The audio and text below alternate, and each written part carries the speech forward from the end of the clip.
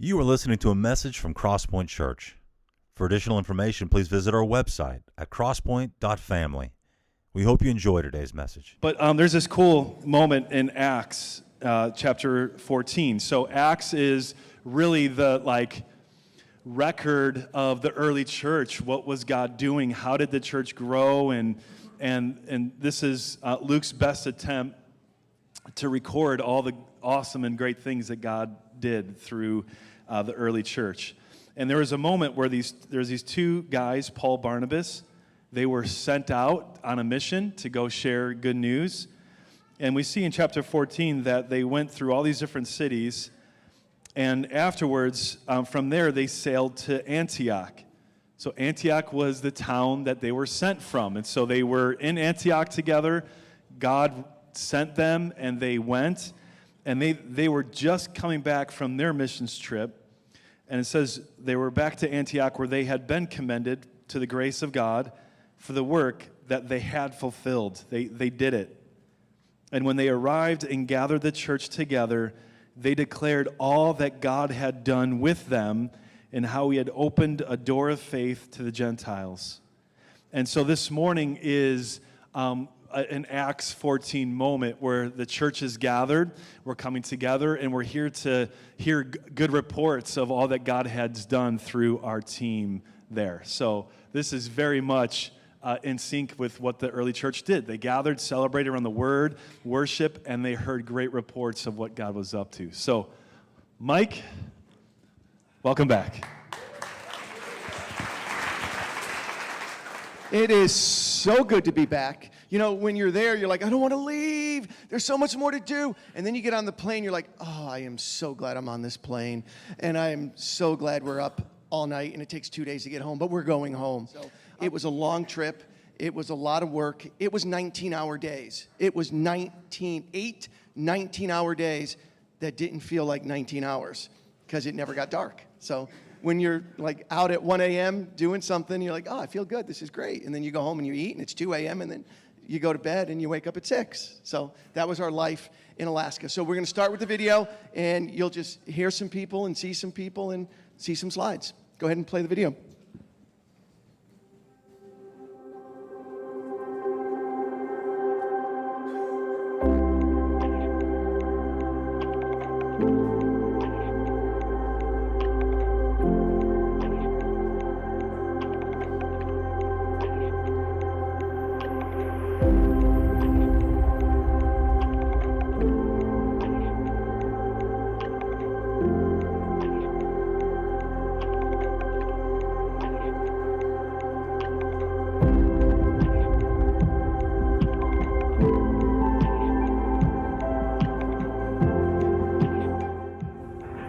Hi Crosspoint Church, my name is Brian and I'm from Maryland, and me and my brother had a blast on this trip.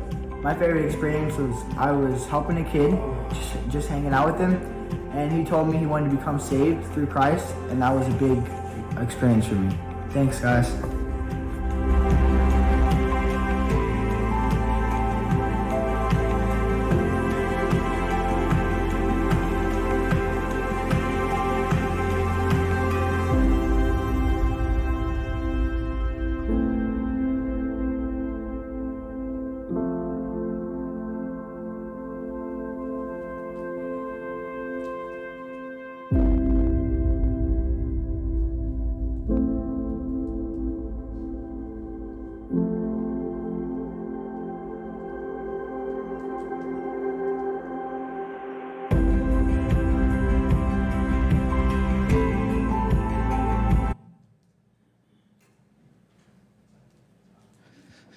All right, good morning. What an awesome opportunity we had to be in Alaska. It's actually worked out good that I'm going right here at the beginning because I wanted to talk about how God was at work from day one in Fort Yukon. So there was a lot of unknowns with this trip, and Sam, the guy from Last Frontier Ministries who sent us, he warned us that we needed to be flexible. And we did have to be flexible. He told us we were going to be on village time. So if our program says we start at 2 o'clock, they may or may not be there at 2 o'clock. They might be there at 3 o'clock. So right when we got there and we got unpacked and got settled in, we decided to go on a walk because we had to get the word out about our VBS and about our youth night. So we had flyers, and we brought trash bags along. So we walked around. You saw a picture there where we were picking up trash. We're picking up trash and passing out flyers. And that first day where we walked around for an hour or two led to so many awesome opportunities for the trip.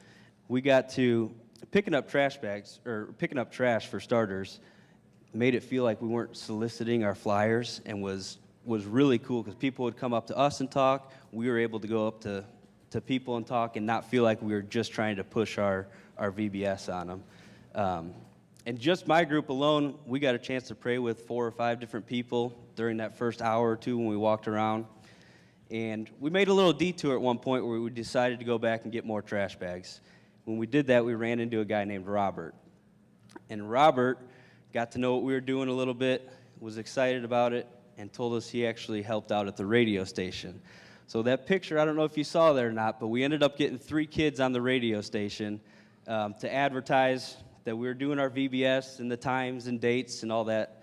And the guy Hans over there at the radio, he kept plugging it all week long too. And because we went back the next day, he told us he had 3 or 4 people that called and asked, what time was that VBS at again? So that was pretty cool. And one of the other really important things we found out on this walk was that the youth in Fort Yukon play basketball every evening. And the times that they play at just so happened to be right during when our youth night was scheduled. So that was one area we really had to be flexible on. Kudos to Mike and the rest of the team for changing our youth night to later into the evening so that we could play basketball with the youth every night, which turned out to be one of, I think, one of the best ways to build a relationship with the kids there. Whether you were playing basketball, whether you were sitting on the bleachers talking, it gave everybody an opportunity to really build a relationship with these kids in Fort Yukon, and the whole week just took off from there. So.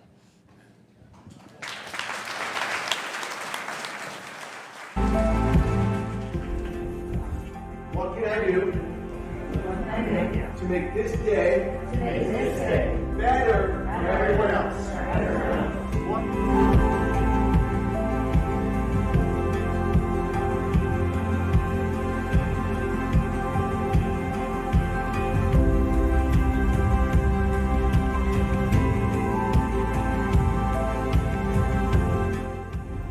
Caleb, what is something that you saw God do on this trip? Well, before the trip started, we weren't really able to meet as a team to practice everything for the VBS, like the skits, the memory verse, the songs. But as time went on the day that we were practicing, like before the VBS started, we were practicing everything, and we just sort of came up with everything with God's help. Like the memory verse, He helped us to remember that, and worship, He helped us to remember the hand motions and the words, and the skits, our lines, most of that. But yeah, He really did help us with a lot of that. And you guys feel that you were able to present the gospel to the kids in a clear way? Yeah, I think we did. We told them the gospel message, and then they said the sinner's prayer, and yeah, it was really great. That's awesome. Thanks, buddy. You're welcome.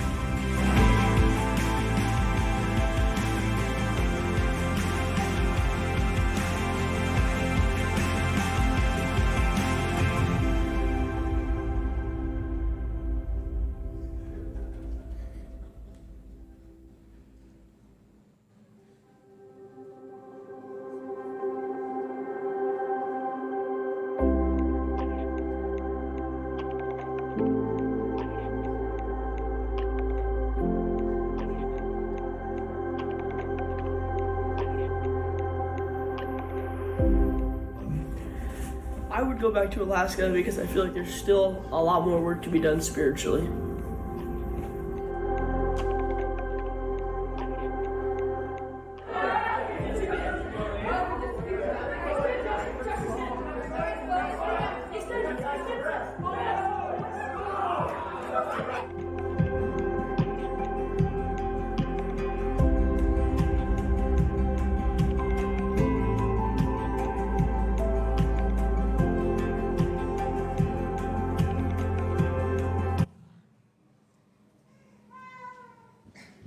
I got to top that, Kirk.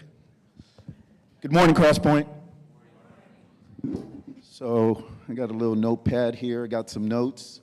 I figured if our own pastor, Dave Hamster, can run over on time, I think we're going to be okay, right?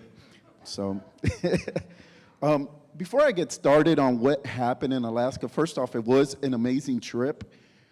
Although it was only 18 of us that went up, I'd like to take a moment really quick and just say, if you supported us through a fundraiser, whether it was through childcare, that we had an opportunity to raise money, if you bought hot dogs from us out there to help us support the trip, or if you provided for us financially or prayed for us in any way or shape or form, can you please stand really quick? I just wanted to say on behalf of all of 18 of us, thank you. I really do appreciate that.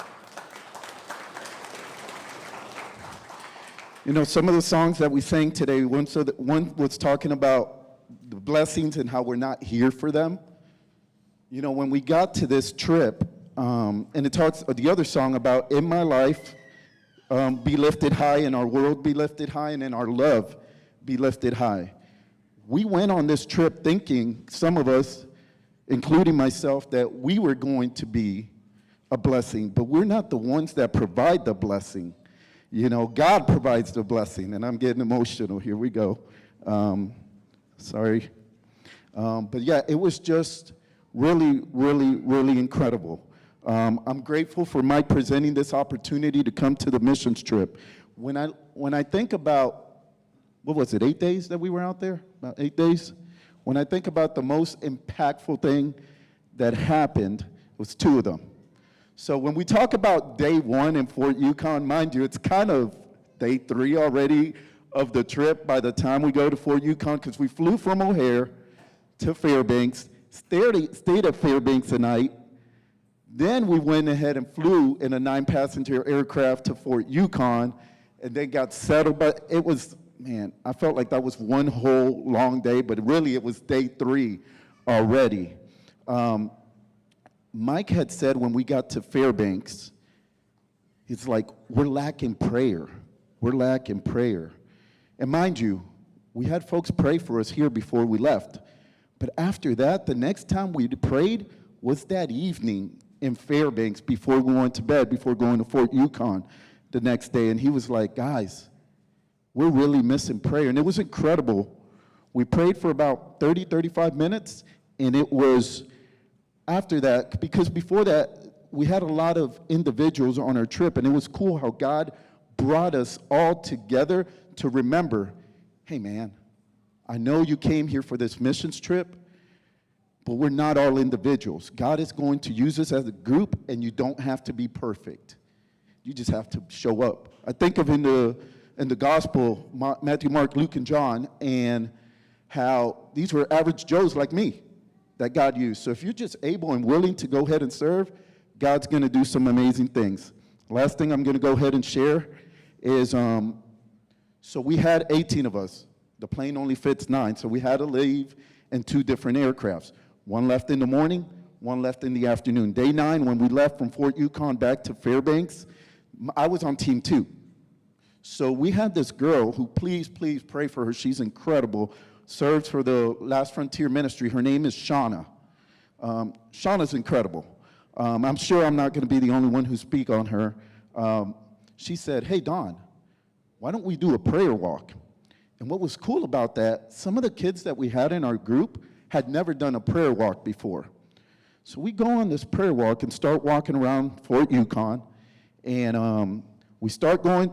We didn't even know which way we're going to go. We're like, okay, let's just go this way. And we get swarmed about a quarter of a mile in by a whole bunch of mosquitoes. And Liz Tricka was like, you know what? Let's turn around. And what's cool is when we turned around, that was God giving a voice to Liz and being like, God, hey, I got a plan for you. Let's go this other way. We start praying in front of one house, but we were like in the middle of the street, not knowing we were in the middle of the street. We say amen, and we get up, and we see a gentleman from the village. We thought he was trying to run us off and didn't want us praying. He wanted us to pray with him in front of his house. That led to us praying for another home. That led to us praying for a third home. This is where it gets really good. This is the God that we serve, right? So the fourth home that we serve, this is on Monday morning. Sunday morning, we found out that a local villager had committed suicide.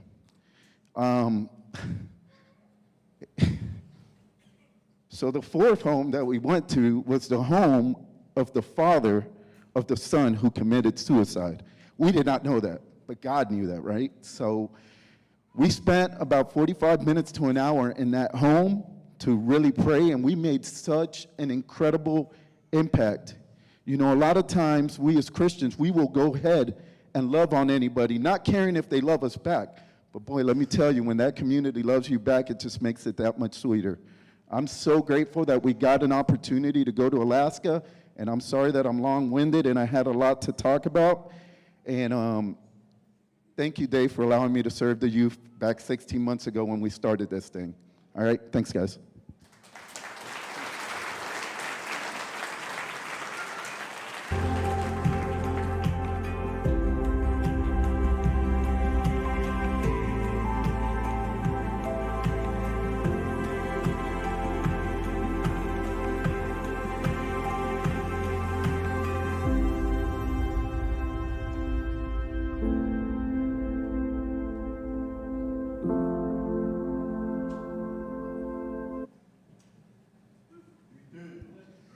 Okay, so what I wanted to talk about was what Don just touched on. It was the last day when we were waiting to go on the flight back to Fairbanks. And it was the prayer walk, and it's something I haven't experienced before, and it was God's timing. And it was just with the guy telling us to pray in a specific spot on his property, and it was about his sister that had gone missing. I think it was like 2 years prior. And that was just the first part. And then just the last people we prayed for, it had to have been like 45 minutes to an hour and a half. I couldn't even remember. And it was about the family that had just lost a relative. And it was just amazing because I've never experienced anything like that. And I was glad to be a part of that. So that was it.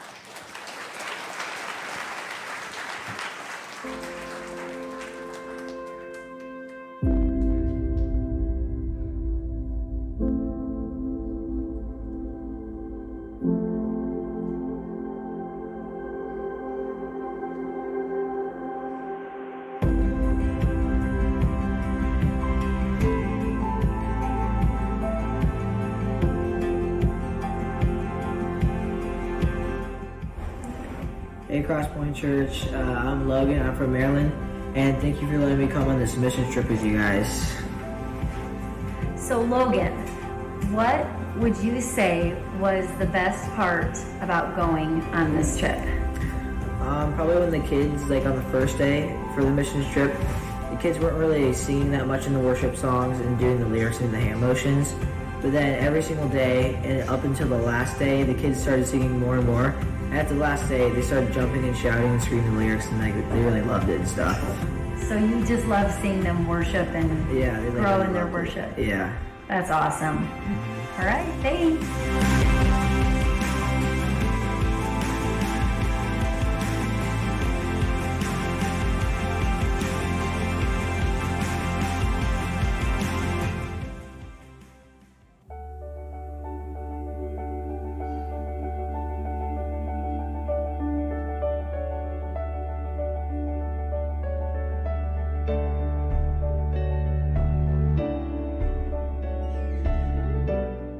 I was so glad I went on the Alaska mission trip. I was able to get to know everyone a little better. I can't believe how many kids came to the VBS, over 20 kids. We had tons of fun playing and teaching them. I think my favorite part of the trip was on the second night of VBS. We had a bunch of older kids over to play games, and they all stayed after to hang out. I met two kids, a brother and a sister. We connected over video games and books. What was so cool is the sister's name is Sapphira, the same as one of the characters in my favorite book series. Every time I read her name in that book, I will always think of her and pray for the villagers in Fort Yukon. Thank you everyone for praying for us while we were in Alaska. We made it back safe.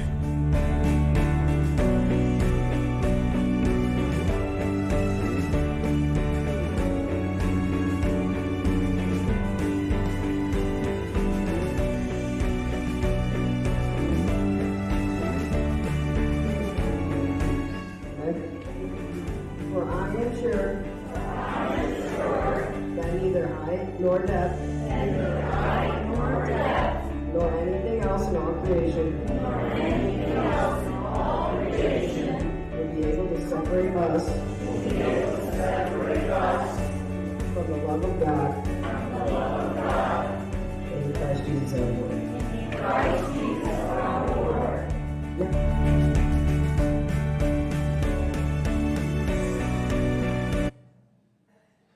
Good morning, guys.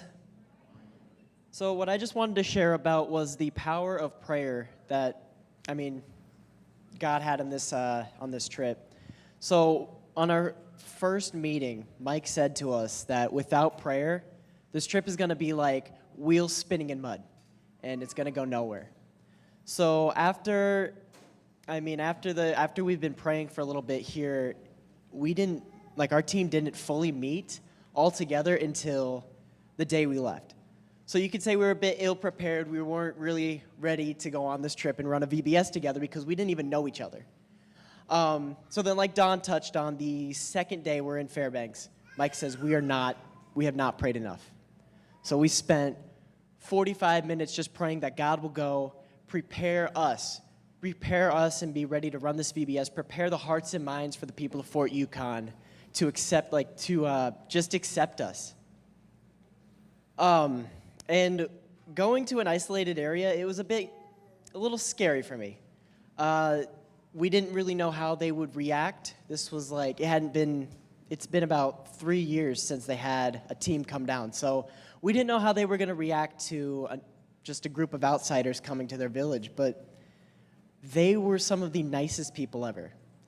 If you waved at them, they waved back, and some of them would come up to us just out of curiosity, come get to know us, and we get to talk to them and share the love of Christ with them as well. So it was awesome just to see that God did go before us and prepare the hearts and minds of these people, And we were not ready to run a VBS. None of us had any experience in running a VBS whatsoever. So God, we prayed, and that was one of the smoothest VBSs I've ever run. So it was awesome just to see that we had about 20 kids come up, and we didn't even have to really beg them. We just put the word out there, and 20 kids showed up, and we shared the love of Christ with them. So it was awesome.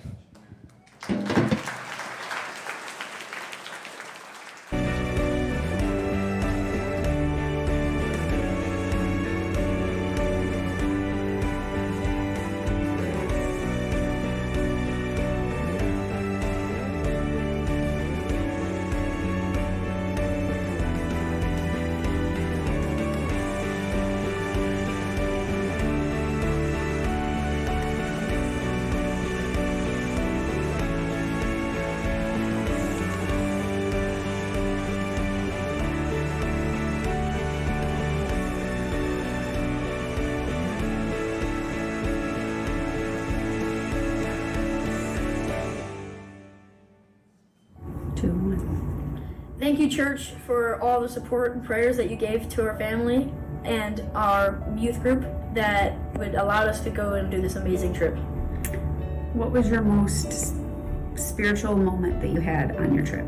Well, we were doing this prayer walk, and we went one way, and a lot of mosquitoes came, and so we were like, we can't go this way, so we went the other way.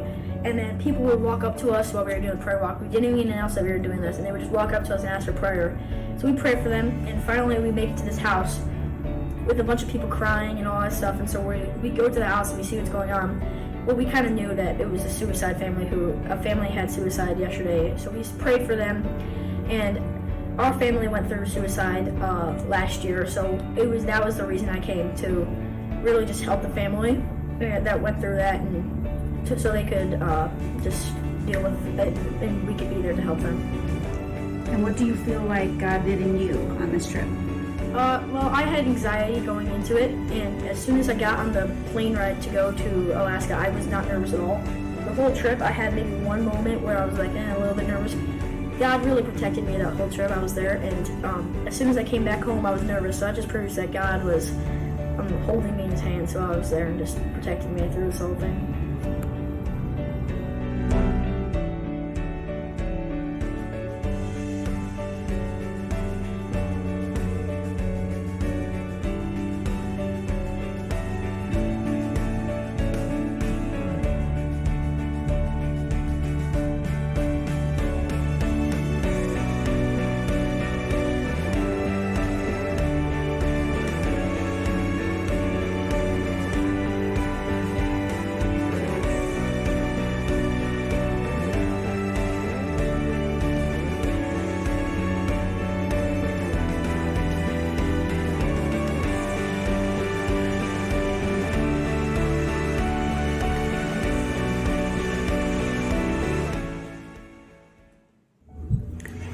Good morning, Crosspoint Church. I'm so sorry I'm not with you guys this morning. I got sick on the trip and I still have not fully recovered yet. But I just wanted to say thank you all for your love, your support, your prayers for all of us while we were there. I'm so grateful for you guys, and God did some really neat things. One thing that I wanted to share was one afternoon we were all hanging out at the church, and a young girl came into the church building and she was crying really hard. Don Hecker ran up and got Johnny. Johnny ran down and started hugging on this girl, and then Don got me.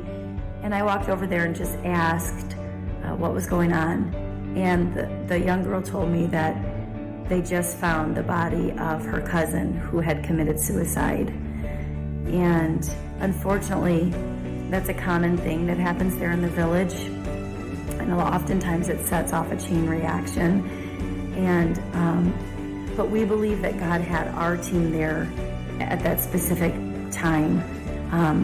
For myself, I had just dealt with this with my own dad a little over a year ago, and so did my son and 4 of my nephews. So all 6 of us had just walked through this a little over a year ago, and we were able to ask them if we could pray with them, and we all just laid hands on them, prayed with them, cried with them, talked with them, listened to them. And what was really neat as the days went on and the time went on, we just saw God just really give them joy, peace. We were playing games with them, having fun with them. And we just really believe that God was able to use us in a mighty way to be able to relate with them, pray with them, and love on them in such a difficult time. We're going to need to continue to pray for them because, as I know firsthand, this doesn't end quickly, the pain of this. But just thank you. Thank you for your prayers. Continue to pray for that family specifically. And thank you for all that you guys have done for us. We are so grateful for you guys. Love you guys. Bye.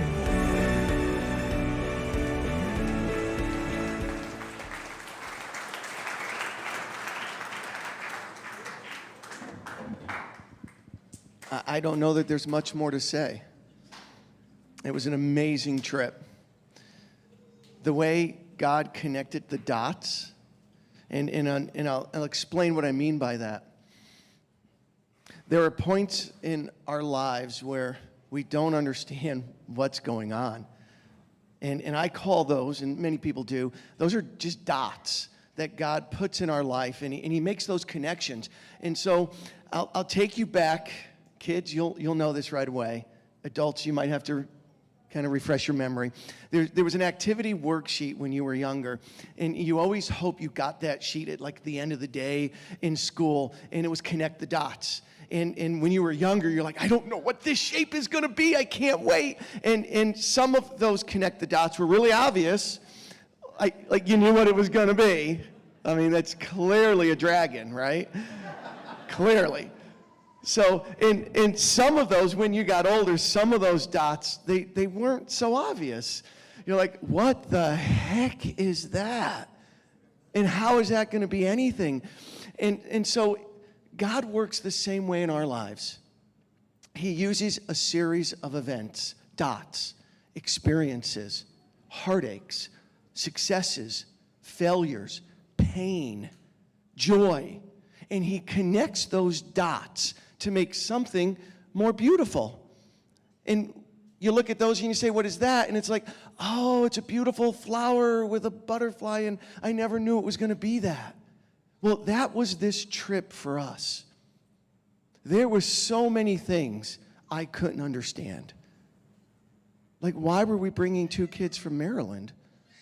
They don't go to our church? Why do we have 2 kids from Maryland going on a missions trip, and we're not going to see them until the day we leave? Like, how, God, what are you doing? I messed up. I said yes, and I shouldn't have. And then you realize when God connects the dots, exactly why they were there. 6 people who could say this: I've been there, and I know how you're feeling. You know what I had? oh, I can't imagine what you're going through. That's what I bring to the table. I can't imagine what you're going through. Do you know what they brought to the table?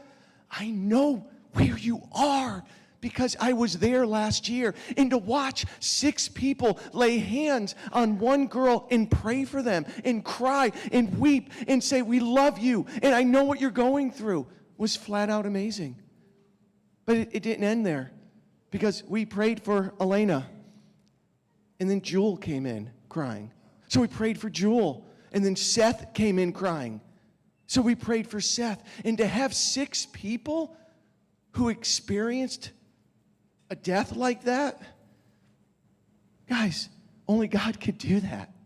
Only God could put a team together ahead of time that it didn't make sense, that I second-guessed myself.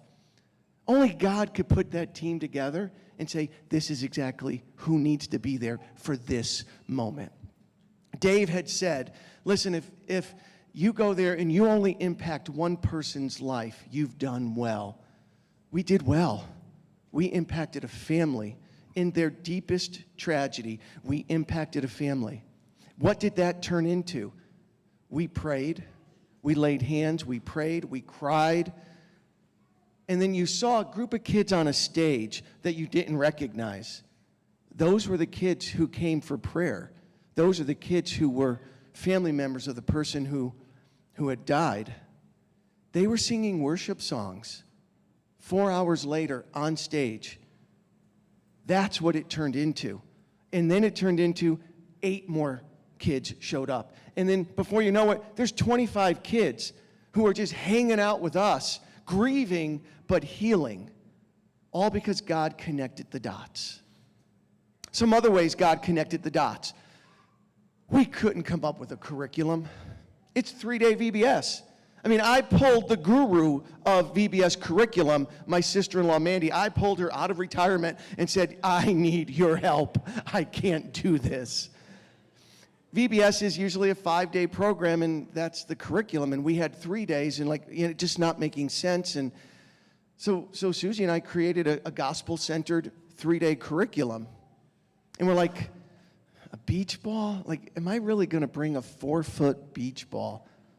4-foot beach ball. Am I really going to bring that to Alaska? Those kids had never seen a beach ball.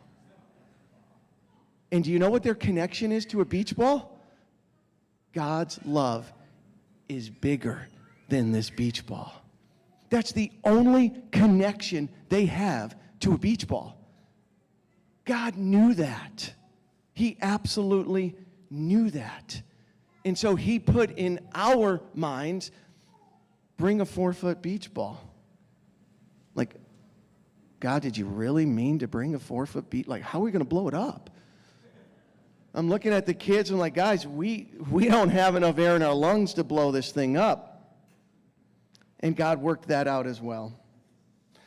There's some other things that God did. The radio station you heard about. It's a radio station. Fort Yukon gets 1 station, and it's in Fort Yukon.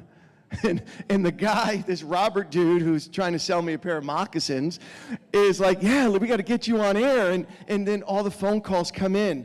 Like, we weren't planning that. How are we going to get the kids there? Literally, I'm on the plane. I'm like, how are we going to do this? How are we going to get the kids? No one's going to show up. This is going to be a failure. All right, God, we just work this out. And he did.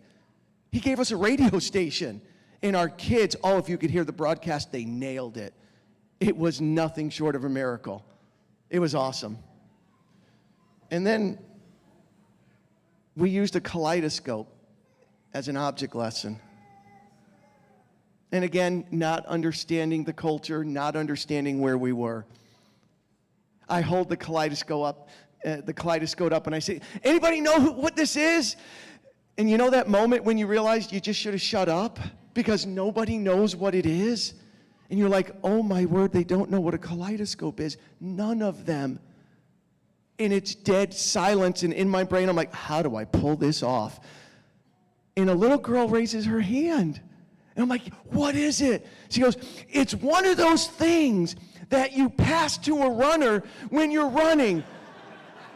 And I'm like, yes, but no. That's such a good answer, and it looks so much like that. But this is a kaleidoscope. No idea what a kaleidoscope was. They'd never seen one. We take it for granted. Do you know what their connection is with a kaleidoscope? It's the only connection they will ever have to a kaleidoscope. God's love never changes. It stays the same no matter what you do. He loves us no matter what, and that'll never change. Because a kaleidoscope always changes. Every time you turn it, it's a different shape.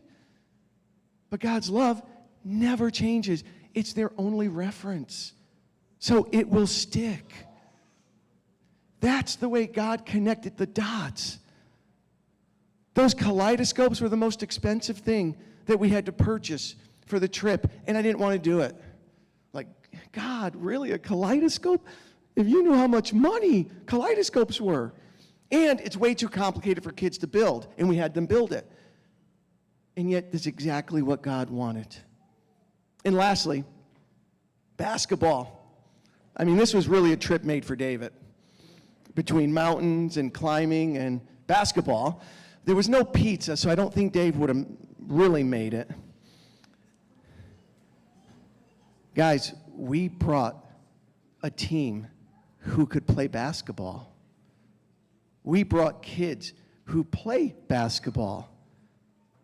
And let me tell you this, at Fort Yukon, they play basketball. We went 0-3. I'm really not happy about that. The competitive side of me, and we didn't let them win. But Ben, who is 6'4" and 14 years old, he dominated. So it's day 2, and we almost win. It's 19-19, game 21. Like, I take a shot, I miss. They take a shot, they miss. Someone else takes a shot, they miss. They win on a last-second shot. So the next day when we play, all of a sudden, Junior shows up. And Junior, he's like the Michael Jordan of Fort Yukon. Dude is hitting half-court shots like it was nothing. We connected through basketball so that on Sunday, the day before we leave, Elena would walk into the building and say, I need help. And she turned to us, and we pointed her to Jesus. That's what this trip was all about. It says in Romans 8:28, and guys, this trip, it was absolutely right. Romans 28 is absolutely right. And we know that God causes everything to work together for the good of those who love God and are called according to his purpose for them. God connected the dots on this missions trip. And I want to encourage you that God will connect the dots in your lives as well. The bad dots. I got bad dots. I have bad experiences. The painful dots. I have painful experiences. The good dots. I have some good ones. The hard dots. God will connect those dots, those experiences in your life. And just like that connect the dots picture, it will be your masterpiece. God will create in you a masterpiece. So thank you so much for your support, for your prayers. This trip would not have been possible without your prayer and your generosity. We, Cross Point Church, impacted Fort Yukon, Alaska, and they impacted us as well. Thank you so much.